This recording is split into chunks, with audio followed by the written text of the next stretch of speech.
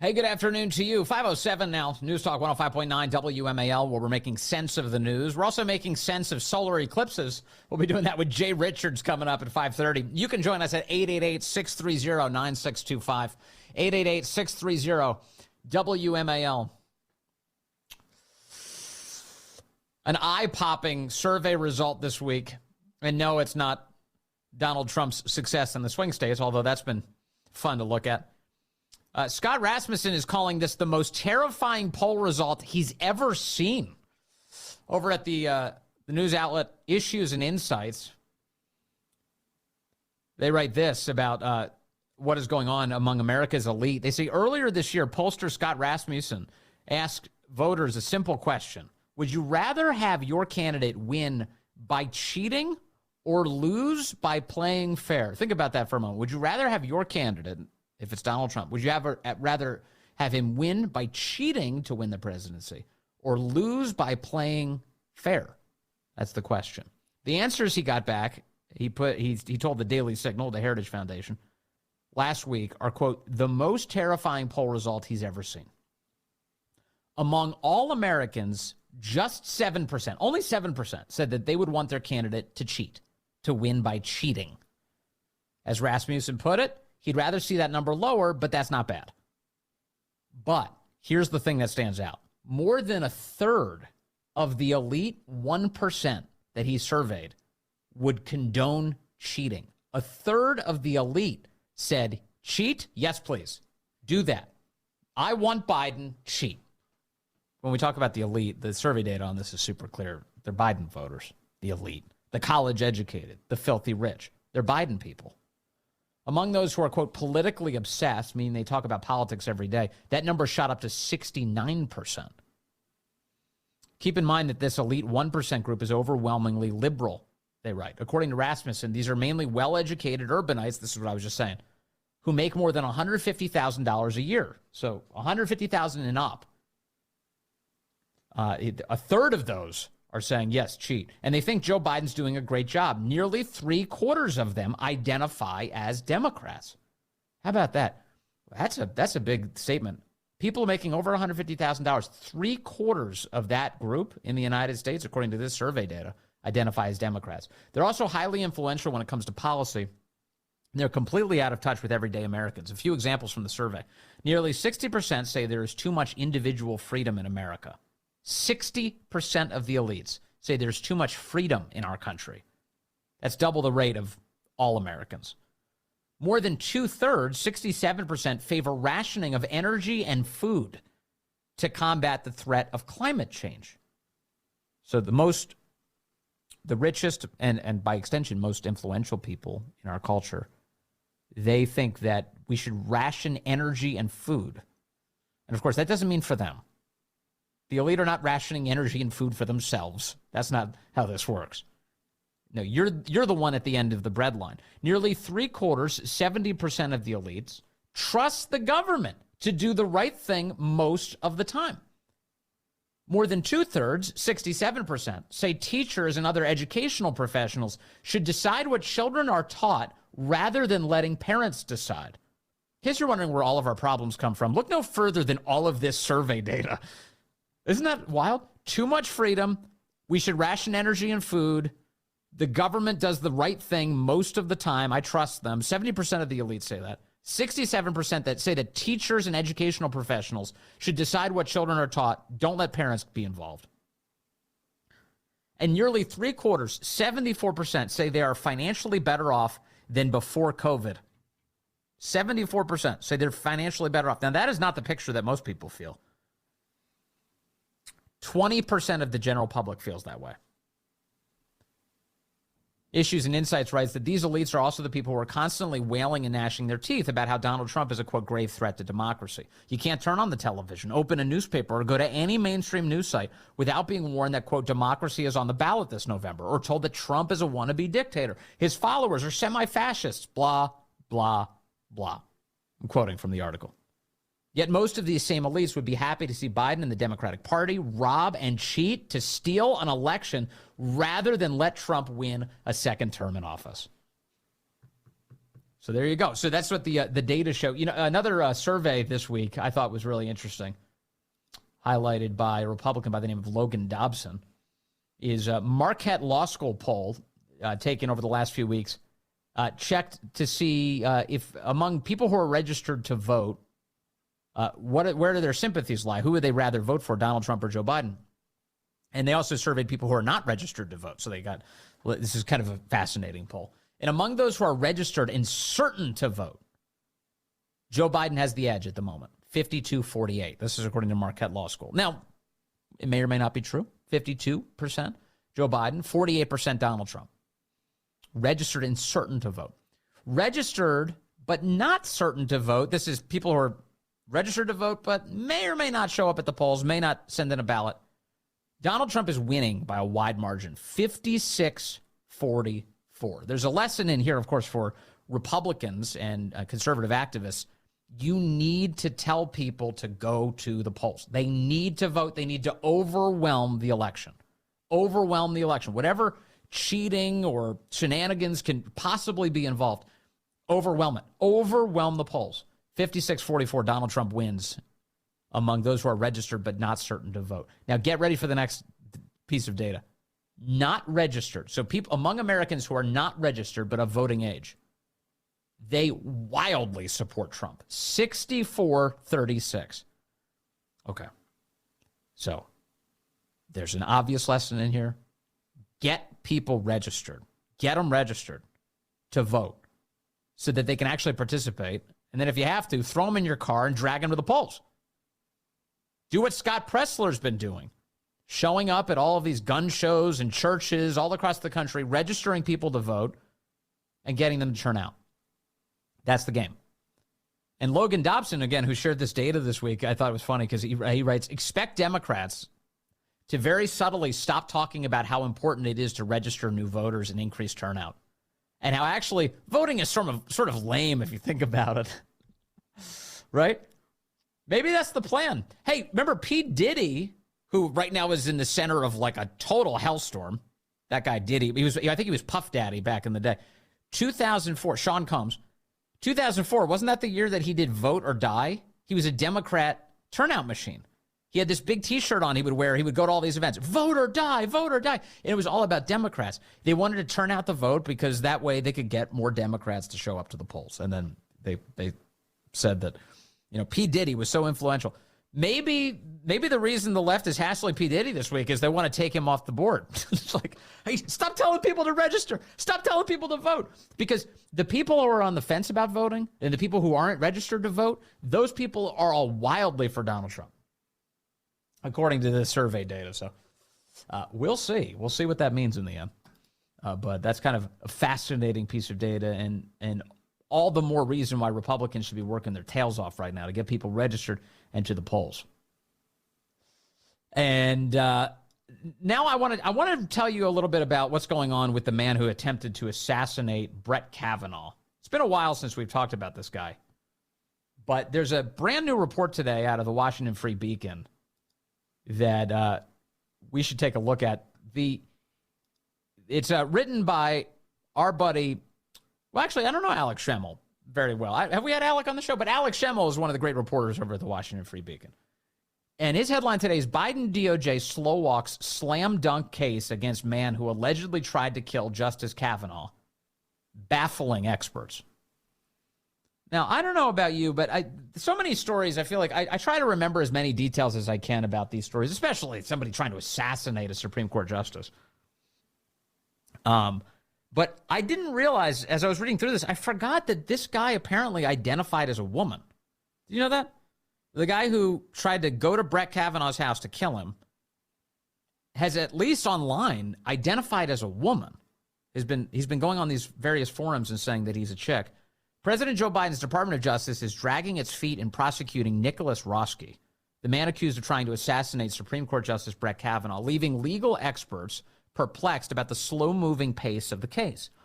Roski was indicted for attempted murder of a Supreme Court justice nearly 2 years ago in June of 2022, after allegedly traveling from his parents' home in California to the Maryland suburbs of Washington, D.C., with the intent to kill Kavanaugh.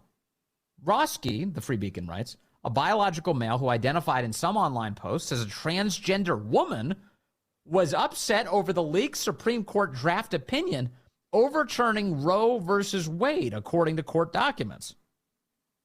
He identified as a transgender woman. Now, I don't know if I deleted this from my memory or something. My literal, as what Elon Musk calls your meat computer. I don't know if I deleted it. I was like, wait a second, another trans would-be murderer? In this case of a Supreme Court justice. So I went and looked it up, and sure enough, back then Fox News had a report on this subject. And the headline at the time, this was back in August of 2022, Kavanaugh assassination suspect portrayed himself online as a trans gamer girl named Sophie. The 26-year-old man charged with trying to kill Supreme Court Justice Brett Kavanaugh frequently portrayed himself online as a transgender woman named Sophie and argued in favor of mandatory abortion as a means to wipe out the human race. This guy's nuttier than a fruitcake. Nicholas John Roski of Simi Valley, California, was arrested near Kavanaugh's Maryland home on June 8th. He carried a backpack, suitcase, contained a black tactical chest rig and tactical knife, a Glock 17 pistol with 2 magazines and ammunition, pepper spray, zip ties, a hammer, screwdriver, nail punch, crowbar, pistol light, duct tape, hiking boots, and other items, according to the criminal complaint. Roski told investigators he was upset about the May 2nd leak of the Supreme Court draft opinion that signaled the court was poised to overturn Roe v. Wade, and he wanted to kill a conservative justice responsible for the decision, the complaint said. Roski said he used Reddit, Google, and other online forums to learn the skills he thought were necessary to carry out his plot, which included breaking into Kavanaugh's home and killing the justice before killing himself.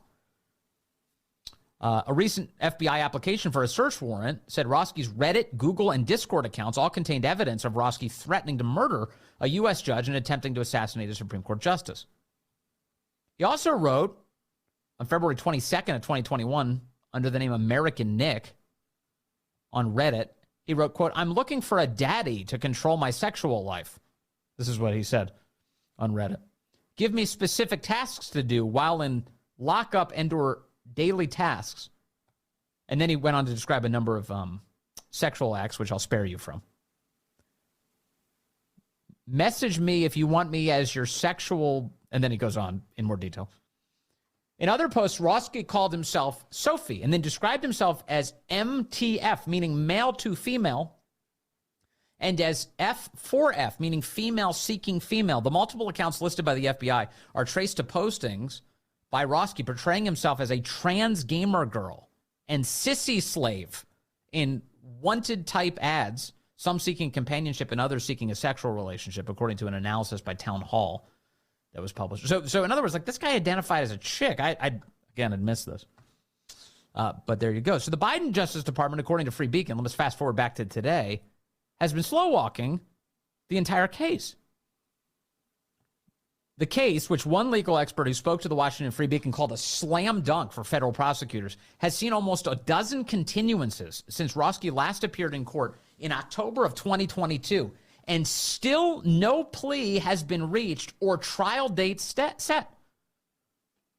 Remember, this was in June of 2022 this guy tried to kill Brett Kavanaugh. We are in April of 2024, and there is still not any meaningful traction on this case.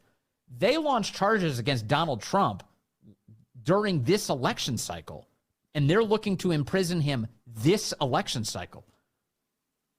But the guy who tries to kill a Supreme Court justice, it hasn't moved. Quote, "It's noteworthy that after nearly 2 years, there is still no trial date or plea agreement in this case," said Gerard Felitti, senior counsel at the Lawfare Project. Quote, "While pretrial motions would resolve questions about the admissibility of some of the evidence, including statements made by Roski, there is no underlying procedural reason why it would take this long to get to trial. Prosecutors' willingness to slow walk the case comes amid an ongoing pressure campaign from progressives seeking to delegitimize the Supreme Court. Biden has repeatedly attacked the nation's high court, including during last month's State of the Union address, where he rebuked the conservative justices for overturning Roe v. Wade. Left-wing billionaires such as George Soros have also bankrolled efforts to pack the court with more justices. Felitti said that due to the case's high visibility and political ramifications, it was possible prosecutors are seeking to, quote, "let public interest simmer down before a plea agreement is quietly announced." Roski, who according to news reports is biologically male but identified as a transgender woman, allegedly intended to kill a conservative Supreme Court justice. This case involves issues that are still very much at the forefront of political and social debate, and a plea deal would likely receive significant scrutiny and criticism. This is it. This is the whole reason. So the Biden DOJ is not moving forward with any speed after a guy who attempted to assassinate a Supreme Court justice because they are scared that that's going to make their abortion talking points look bad heading into the election. And they have nothing to run on except for human sacrifice. So they want to do that without actual criminal justice for a man who tried to assassinate a sitting Supreme Court justice getting in the way. That's what's happening right now. The Washington Free Beacon, the news outlet to actually dig into it and report on it. You want to know how shameless the Biden administration is? They will literally make up things that are so easily debunked, it's unbelievable. Kamala Harris this week literally invented this idea that the women's NCAA tournament has never been allowed to have a bracket until 2022. Listen to her. She just, and as she describes this, she'll say that she's going to give you a bit of a history lesson. Do you know, a bit of a history lesson. Do you know that the women's teams were not allowed to have brackets until 2022? Think about that, and talk about progress, better late than never, but progress, and what that has done, because of course when, I had a bracket, it's not broken completely, but I won't talk about my bracket. But you know what, just how we love March Madness, and even just now allowing the women to have brackets and what that does to encourage people to talk more about. What the hell is she talking about? How do they even figure out who's going to play against each other? The tournament's been going on forever. And there's video of her husband picking a bracket years ago, well before 2022. Barack Obama would do it on ESPN when he was president. She literally has no idea what she's talking about, but she wants to give us a bit of a history lesson. Oh my gosh. One heartbeat away. One heartbeat away. The solar eclipse is coming. We're going to talk to Jay Richards about what that means for you and I and the rest of the planet. That's ahead.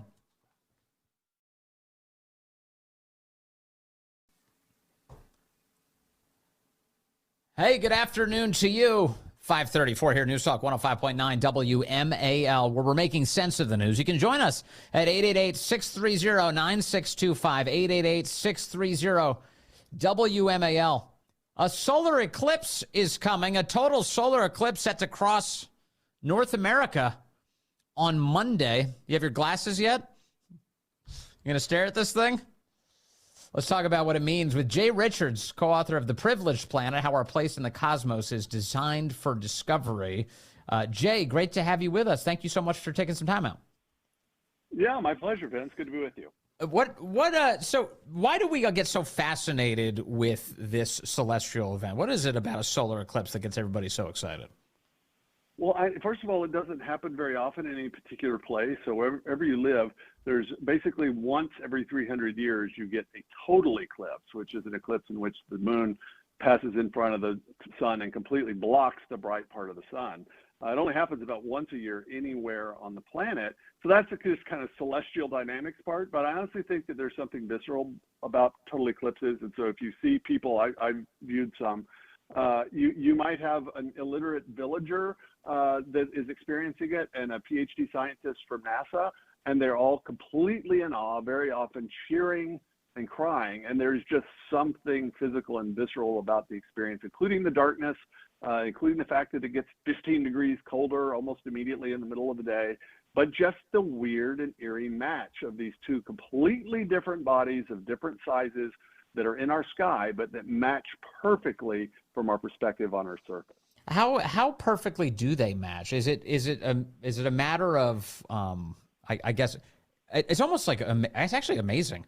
Does the moon measure down to like right there, right on the edge of the sun, or is there some give? Well, and so there's give because of the fact that the sun and the moon varies slightly in its distance from the Earth. So people that saw the one in 2017, the path was a little narrower. It's actually only 70 miles wide. This one's 115 miles wide. And so what that means is that you're going to have longer eclipses. But in both cases, these were total eclipses in the sense that the moon's disk, as we see it, completely covers the bright part of the sun, which is called the photosphere. And so as a result of that, when that happens, you can look at it with your naked eyes, whereas, of course, you can't do that if even one little bit of a sliver is showing in the photosphere. And so it's that weird match in which suddenly it looks honestly like an eye looking back at you with the black pupil and then the iris of the sun's corona that you otherwise wouldn't see sort of spreading out around it. That's so wild. Why is it such a, this is, I guess, a biology question, but why is it such a risk? Why is it an unusual risk to glance at a solar eclipse than it is like, just say, staring at the sun on any average day? Yeah. Well, here's the thing: is anybody that's tried to stare at the sun, you have to really be torturing yourself because it's just painful, even if you do it for a second. Yeah. Whereas if the solar eclipse, when it gets down, and let's say you have 80% of the bright sun is covered up, it's actually possible to look at it. But the part of the sun that's still there, it's still shooting right back into your retina. And so that's the real danger. So that's why everyone should not only have eclipse glasses, but actually make sure that they're from a reputable source. You need those all the way up until the moment in which it reaches totality, and then you can take the glasses off. Oh, so okay. So you're one of the rare people I've heard talk on this subject that says, yeah, it's okay to slip the glasses off so long as you're in that moment of total eclipse.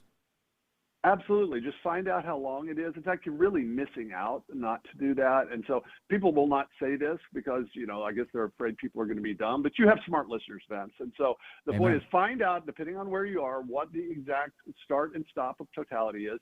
And then, shave off a couple of seconds so that you're staring at it during the darkness. But if you don't look at it with your naked eye, you're really not going to get the experience that you would otherwise. And if somebody's traveled into the path of totality, you absolutely want a glimpse at it if you can. You know what, Jay? You and I don't know each other, but my respect for you has jumped like 10,000 fold. I just love that you're being honest about what the circumstances are, because there's a lot of paternalism. There's a ton of paternalism around this topic. Everyone's always like, don't you dare under any circumstance look up in the sky.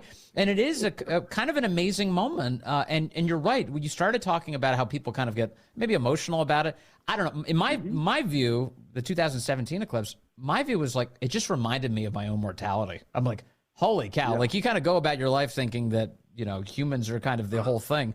And that just reminds you, we're just a tiny little speck compared to the size of this universe. Well, yeah, but the other thing is what's funny, and this is what we talk about in this book, The Privileged Planet, is that the production of perfect solar eclipses on the surface of the Earth actually is connected to our existence because, to have a planet that has life on it, you have to be in the so-called Goldilocks zone, not too hot, not too cold, the right distance from your host star for liquid water. Yeah. And when that happens, that's going to fix the size of the star in your sky, or in our case, the sun. You also need a large, well-placed moon like we have to stabilize the planet's tilt. And when you get those two things, you're now on a habitable planet.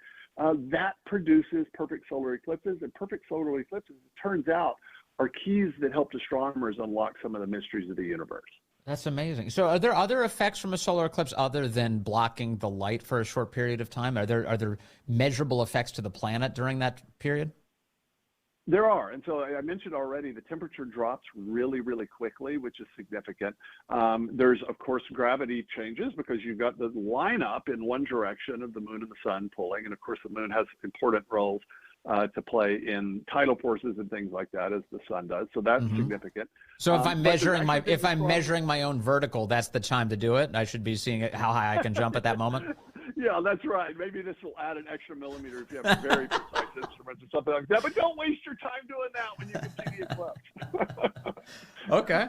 And what else? I'm sorry, I cut you off with that stupid joke. Go ahead. Oh, no, yeah. Astronomers can do things actually during eclipses they couldn't do otherwise. I mentioned the solar corona, which is really the outer part of the atmosphere. It's not bright, and so you can't see it when the sun's out. But when the bright part of the sun is being covered up, you can actually see the corona, and so you can actually image that. You can also run it through a prism or a thing called a spectroscope that allows astronomers to analyze the light. In fact, it's the result of this process of the light blocking during eclipses that allowed astronomers to basically figure out what stars were made of and how they're structured. And that in turn allowed us to interpret and figure out the light that's coming from distant stars, for which we have a lot less data, obviously. Amazing. So that's a solar eclipse. A solar eclipse is when, the Earth is separated from the sun by the moon. A lunar eclipse is when the moon's on the opposite side of the Earth from the sun, correct? That's right. And so what you're seeing in a lunar eclipse is basically the light passing through the atmosphere of the Earth and then onto the moon. And so that's what gives it this sort of red hue. That's much more common, and not all, honestly, it's kind of cool, but it's not super interesting in the same way as a total solar eclipse is. It really is. It's like one of the most amazing things. It is the most amazing thing that most people would ever experience in terms of kind of an astronomical event in our skies. And I actually really do think this remarkable connection of the perfect match between the moon and the sun, an object that, the moon is 400 times closer than the sun is, but it's also 400 times smaller. And so you get this really weird match, and it actually ties to two of these crucial ingredients that you need to build a habitable planet, which we think this and other evidence just actually suggests that things were set up not just for life, but for scientific discovery itself. This is a kind of a clue that there's more going on here than you might notice at first glance. Yeah, I love that. So that's amazing. So Jay Richards, have you seen many of these? How do you have you listed every solar eclipse you've viewed? I have seen, so I saw the one in 2017, and then I've seen several partial eclipses, including the first one when I was a really little kid in 1979. I saw a partial eclipse. This is actually going to be my only second total eclipse, and I'm actually down here in Texas and going to a place called Waxahachie, Texas, which is right in the center of totality, because we're going to get 4 minutes and 19 seconds of totality as long as the clouds cooperate. Fingers crossed. Are you going to be photographing or anything? It must be kind of challenging to prepare for photographic equipment for a solar eclipse to know exactly how you should set everything up. That's right. In fact, my co-author on The Privileged Planet is an astronomer named Guillermo Gonzalez, and he actually brought a brand new 8-inch telescope. And he's also actually running an experiment that people can crowdsource. You download an app, and he's wanting people using the instruments on their normal smartphones to record data during their experience of the eclipse all the way along the path. We're trying to figure out basically, are there consistent patterns in terms of temperature and air pressure and things that happen along the path? Because it turns out there's still a bunch of stuff we don't know about these things. And then that path that the solar eclipse will travel, it won't be the same time for the whole United States, right? It's going to be traveling from southwest to northeast over time? That's right. And so here, actually, in the Dallas area, it's going to be about 1:30. But it starts in the U.S. It comes from Mexico, crosses Eagle Pass on the border of Texas, and then it will leave the U.S. and go to Canada and Maine, as you said, from southwest to northeast. But if people want to know, you should just Google this and find out the exact time for the place that's closest to you. But for people in Washington, D.C., it's actually someplace either in Pennsylvania or Ohio in order to get into the path of totality. And then finally, for those of us who are in the Washington, D.C. area, our experience is going to be what? Are we going to get some shade as the moon crosses in front of the sun? Yeah, you're going to get a partial eclipse, but I hate to say it. The difference between a partial and a total eclipse is like the difference between day and night. Unless you've got special viewing equipment, it's just going to look like a little light cloud sort of passed in front of it. And so if people think, well, I've seen a partial eclipse, I've seen most of it, you really haven't actually experienced it until you see a total eclipse at some point. Yeah, amen. All right. Well, here you heard from Jay Richards here endorsing the Donald Trump school of staring at the solar eclipse right as it's happening. Jay, thank you very much, sir. Great to talk to you today. Really appreciate it. Have fun Monday. Thanks, Vince. Appreciate it. Fascinating conversation. Jay is the author of The Privileged Planet, How Our Place in the Cosmos is Designed for Discovery. It sure is. Kind of cool. And I kind of wish I could see it. I'm not going to be doing it Monday. I'm not motivated enough to figure out I got to skip work on Monday. I got to travel somewhere in the middle of the country. I got to see this thing. I'm not motivated that much. We had it a couple years back, 2017. That was enough for me. But kind of neat. Let me get back to some of the other news going on here in our area and around the country. You see, Tony Bobulinski is going bare knuckles against all of these people who've been defaming him. That includes Congressman Dan Goldman of New York. Tony Bobulinski this morning suing New York Democrat Representative Daniel Goldman. Bobulinski, the Daily Caller reporting this first. Bobulinski, a former business associate of Hunter Biden who has accused the president's son of wrongdoing, previously threatened legal action against Goldman after Bobulinski appeared for a public hearing before Congress last month. After the hearing, Goldman sent a tweet accusing Bobulinski of, quote, making false allegations with the help of a Trump-affiliated lawyer. Bobulinski sent a letter to Goldman demanding that he remove the post and issue a retraction within 5 days or be hit with a lawsuit. Guess what happened to that post? It's still up. So Bobulinski has sued him. Quote, your statement as though it were a matter of fact that Mr. Bobulinski has lied to federal investigators in Congress is defamatory per se and will not be tolerated, is what Bobulinski's lawyers are saying. So good for Tony Bobulinski taking the gloves off in a way that, you kind of wish a lot of Republicans would do. Is Bobulinski a Democrat? I think he's a Democrat, so maybe that explains it. He knows the ways of their side of the force. He's fighting on their terms, and may he win. May he be the victor here. He says Dan Goldman is defaming him.